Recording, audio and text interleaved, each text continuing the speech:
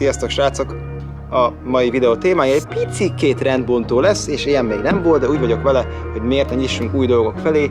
Jó, az igazság az, hogy nem én vagyok így vele, hanem Patrik barátom szó, hogy baszki, csináljuk, videózunk erről is, szóval milyen igaza van, úgyhogy neki köszönjétek ezt az érdekes tartalmat, amit a mai videóban látni fogtok. Talában ezekről a csodás gépjárművekről csinálunk nektek videót, vagy ezekről, esetleg erről itt a sötétbe, aminek a motorja még mindig ott van bent a műhelyben. Vagy a rohadt nagy kuplerájba álló halomban indokolatlanul itt lévő BMW 6 hengeres motorokról. Egyébként erről most fog jönni nem sokára egy érdekes videó, úgyhogy megéri feliratkozni, mert ez nem a gyenge fajta 6 hengeres, ez Patrik motorja, amit most fogunk nem sokára beépíteni az E46-jába. Erről lesz videó egyébként nem sokára.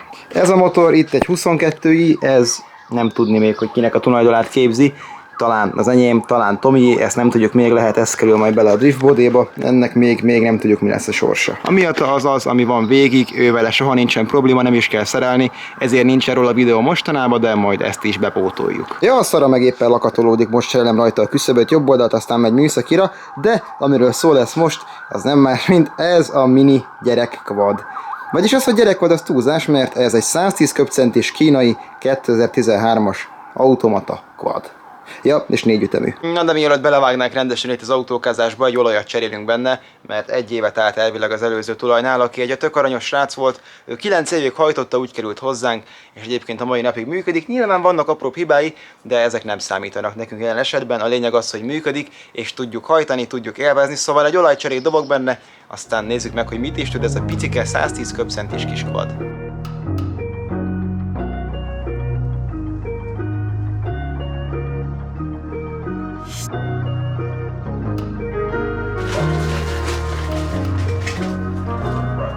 Sajnos még az aksia rossz, azt venni kell, csak pont nem volt polcon. Kell bele egy ilyen picike aksi, mert ez nem jó, úgyhogy most a kupéról bikázzuk, de így is beindul. Most egy kicserélve az olaj benne, úgyhogy nézzük is meg, hogy mi van.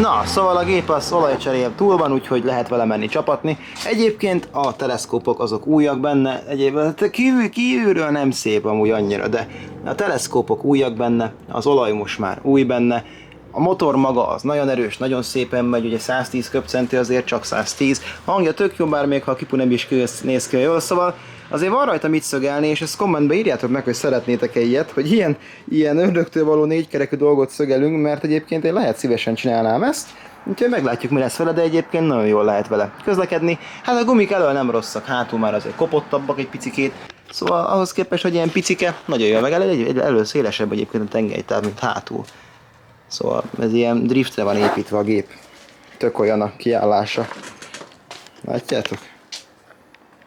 Megdobtam bele egy új légszűrőt, ott van elbújva, mert a régi az oda volt nagyon már szegénynek. Hol van? Ja, itt van, igen.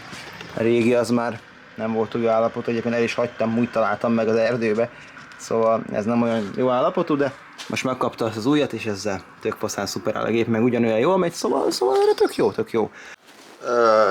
Történt egy olyan dolog, amire nem számítottam egyébként, és kicsit meglepett, de sikerült megmenteni a helyzetet. Ugyanis az történt, hogy mentem a kis quaddal, nagyba, csisak rajtam volt egyébként, hogyha valakit érdekel, megyek, nagy gázok, mindent, tehát egy jó órája már mentem vele jobbra-balra itt az erdőbe.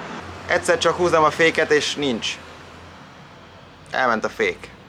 Mentem vele faszán, hallottam valami, most így visszaemlékszem egyébként, akkor nem figyeltem föl, valami kis csörgés csattanás mögöttem, mondom, jó, biztos csak képzelődök.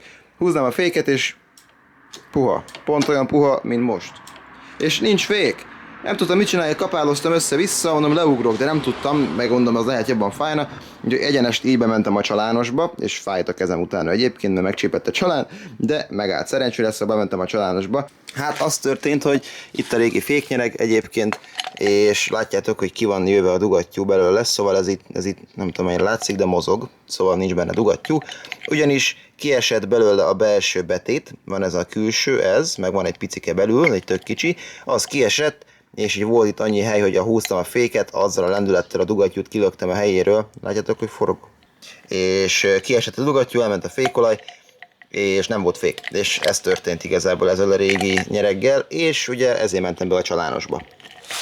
Aztán van itt nem messze tőlem egy nagyon szuper bolt, ahol lehet ilyeneket kapni, szóval vettem egy vadonatúj féknyerget. Ugye ennél nem lehet ilyen alkatrészeket, betétet tudsz venni külön egyébként, de a nyerget csak egybe tudod venni, de nem egy összeg, tehát 8600 forint volt betétel együtt, szóval tényleg nem egy vészes összeg.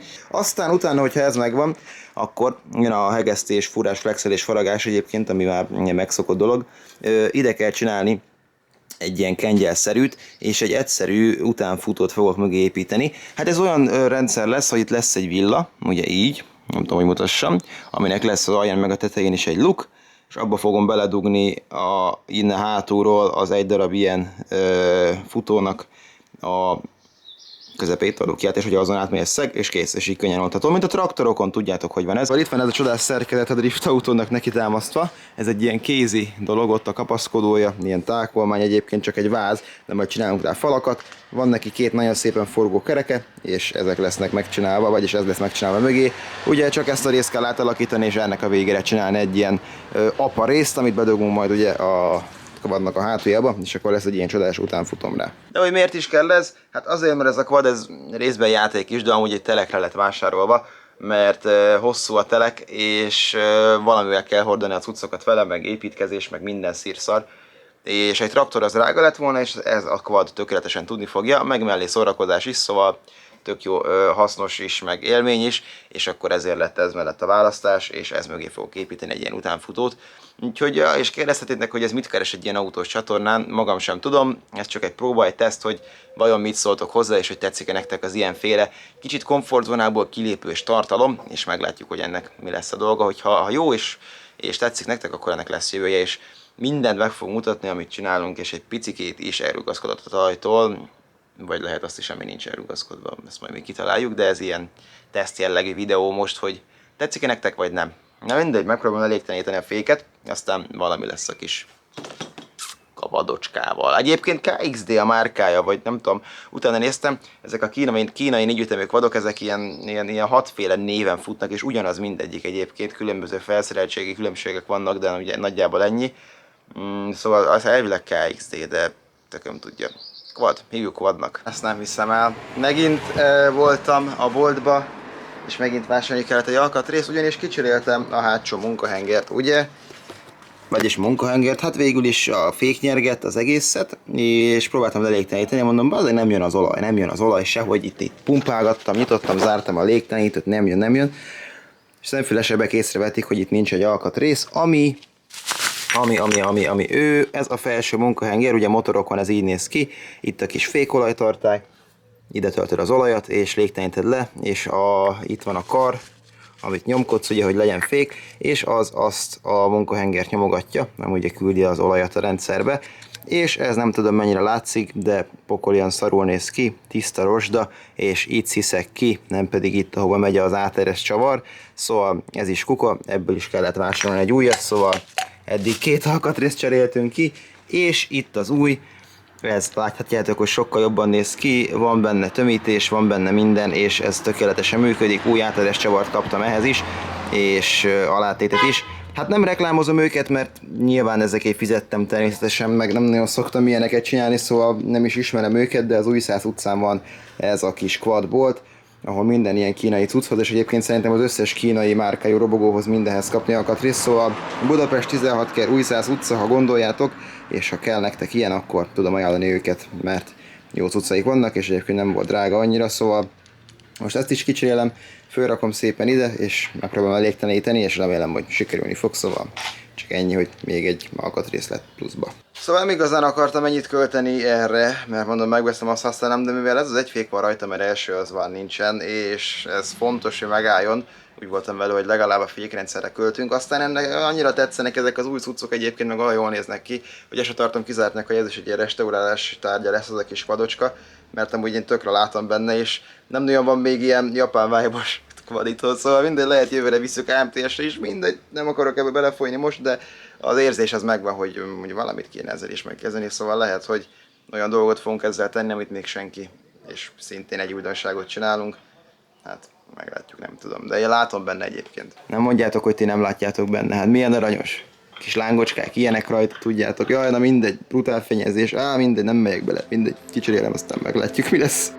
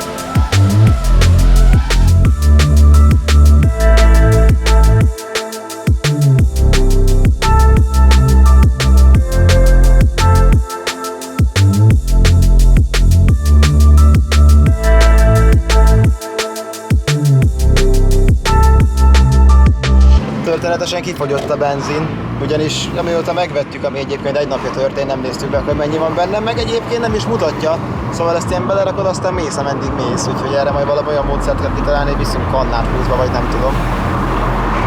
Szintje ez, hogy semmiképp nem fogunk belerakni, mert annyit nem ér az egész, majd így járkálunk a kútra, szóval kifogyott a